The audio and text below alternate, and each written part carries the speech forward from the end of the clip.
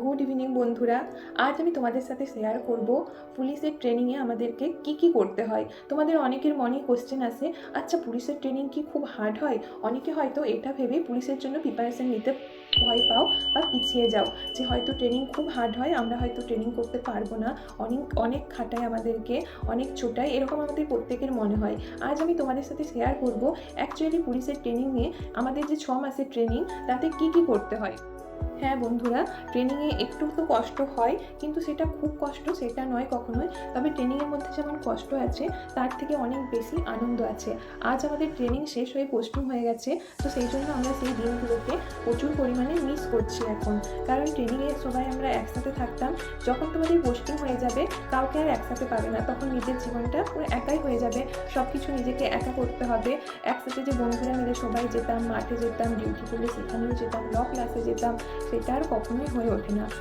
তো বন্ধুরা, আমরা ট্রেনিংয়ে সকাল থেকে রাত পর্যন্ত একটা রুটিনের মধ্যে থাকতাম, এবং যেটা আমাদের প্রত্যেকের শরীরের জন্য খুবই উপকারী। আমাদের একটা মর্নিংয়ে উঠতে হতো, অনেক ভোর উঠে পড়তে হতো। হয়তো প্রথম খুব কষ্ট লাগতো, কিন্তু তারপর সেটা আমাদের অভ্যাসের মধ্যে চলে এসেছিলো। আমরা ভোরবেলায় উঠতাম, আমাদের 5:30টার থেকে গ্রাউন্ড ছিল, তো আমরা 4:30টায় উঠতাম। তারপর সমস্ত কাজকর্ম সেরে খাওয়া দাওয়া করে আমরা গ্রাউন্ডে চলে আসতাম।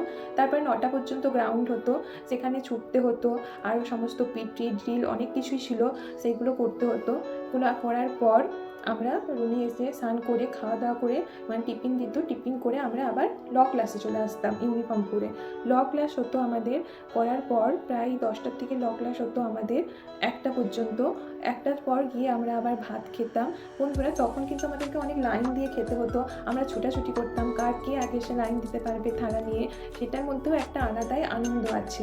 তারপর খাওয়া দাওয়া করে একটুক্ষণ রেস্ট নিয়ে হয়তো 3:30টার থেকে মাঠ ছিল আমাদের, যেহেতু আমাদের মাঠ পুরো গ্রীষ্মকালে হয়েছে, প্রচণ্ড রোদ, সেই জন্য আমাদের মাঠটা কিছুদিনের জন্য 4টেই করে দেওয়া হয়েছিল। তো আমরা আবার 3:30 বা 3:15 সময় উঠে রেডি হয়ে 4টের সময় মাঠে চলে আসতাম।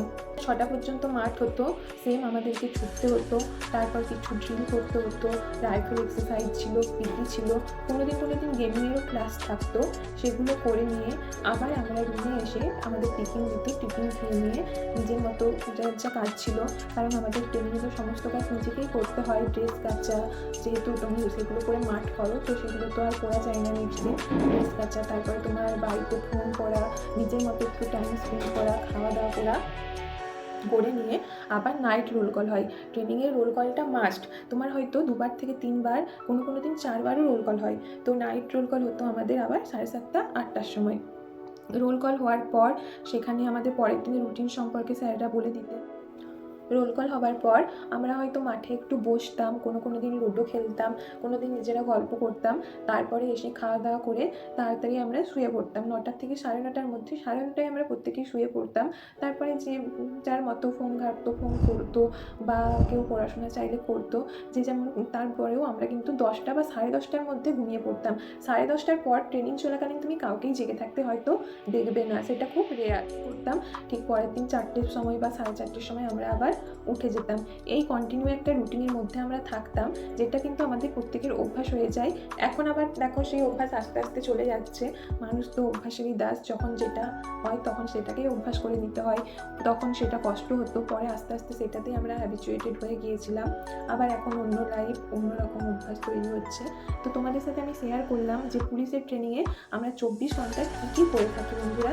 এটা হয়তো তোমরা যখন পরে পুলিশের লাইনে আসবে, তোমরা আগের থেকে জানতে পারলে তোমাদের অনেক হেল্প হবে। তো বন্ধুরা, তোমরা সবাই ভালো করে পড়াশোনা করো, খুব তাড়াতাড়ি আমি যেন তোমাদেরকেও এই জায়গায় দেখতে পাই। তাই আমরা যতটা কঠিন মনে করি, যে পুলিশের ট্রেনিং যতটা কঠিন মনে করি, ততটাও কিন্তু কঠিন হয় না। তবে আমি এটা বলছি, West Bengal police, Kolkata police, এসবের ক্ষেত্রে আমি কিন্তু কেন্দ্রে যে সমস্ত পুলিশ আছে সেই সমস্ত ট্রেনিংয়ের কথা বলছি না।